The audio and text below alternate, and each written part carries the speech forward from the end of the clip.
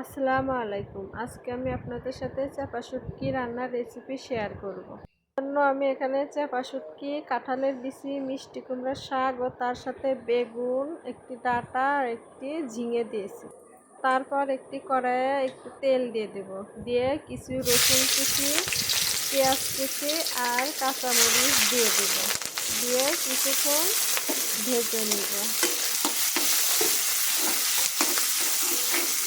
পেঁয়াজগুলো বাদামি কালার হলে এখন কিছু পরিমাণ পানি দিয়ে দিব। তারপর এখানে 1.5 চামচ লবণ দিব, 1 চামচ আদা বাটা দিব,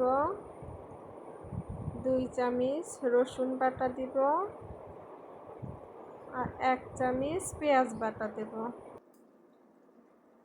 হাফ চামচ জিরার গুঁড়া দেব, হাফ চামচের একটু বেশি হলুদের গুঁড়া দিব, হাফ চামচ ধনিয়া গুঁড়া দেব ও মরিচের গুঁড়া দেব 1 চামচ।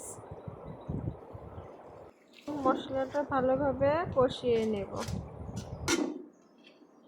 মশলা কষানোর পর এখন চাপা শুটকি আর কাঁঠালের বিচি দিয়ে কিছুক্ষণ কষিয়ে নিব।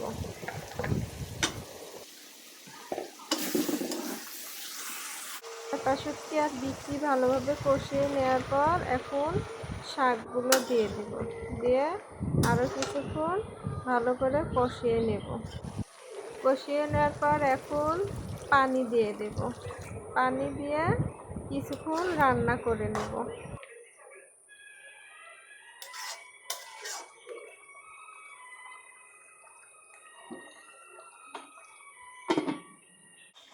চাপা শুটকি রান্না কমপ্লিট হয়েছে। এভাবে চাপা শুটকি রান্না করলে মাছ মাংসের থেকেও বেশি মজা লাগবে। তো আপনারা সবাই ট্রাই করবেন।